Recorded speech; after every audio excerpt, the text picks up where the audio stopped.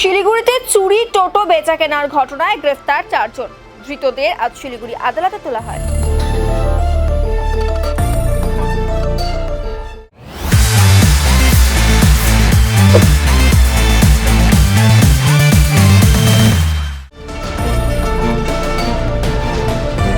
ধৃতদের নাম বিশাল সরকার, সুজিত সাহা, সুভাষ মালাকার ও বিবেক দাস। গত 21শে এপ্রিল সকালে ডাবগ্রাম থেকে একটি টোটো চুরি যায়।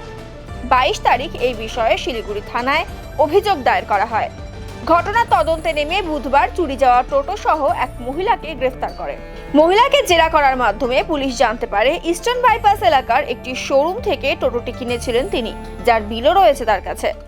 সেই মতো শিলিগুড়ি থানার সাদা পোশাকের পুলিশ ওই শোরুমে পৌঁছয়। তদন্তে নেমে পুলিশ জানতে পারে শোরুমের কর্মী সুজিত সাহা নরেশ মোড়ের একটি গ্যারেজ থেকে এই চুরি যাওয়া টোটোটি 14,500 টাকায় কিনে শোরুমে নিয়ে এসেছিল।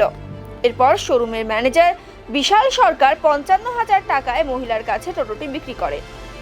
বিষয়টি জানার পরেই পুলিশ গ্যারেজ মালিক সুভাষ মালাকারকে গ্রেফতার করে। পুলিশ তদন্তে নেমে আরও জানতে পেরেছে যে 2022 সালে ইস্টার্ন বাইপাস এলাকার ওই শোরুম থেকেই 1,30,000 টাকা দিয়ে টোটোটি কিনেছিলেন ডাবগ্রামের ওই বাসিন্দা। সেই টোটোটি বিবেক দাস নামে এক যুবক চুরি করে ওই শোরুমের কর্মীর কাছে বিক্রি করে দিয়েছিল। ঘটনার পর থেকেই পলাতক রয়েছে শোরুমের মালিক। তার খোঁজে তল্লাশি চালাচ্ছে পুলিশ। আজ ধৃতদের শিলিগুড়ি আদালতে তোলা হয়।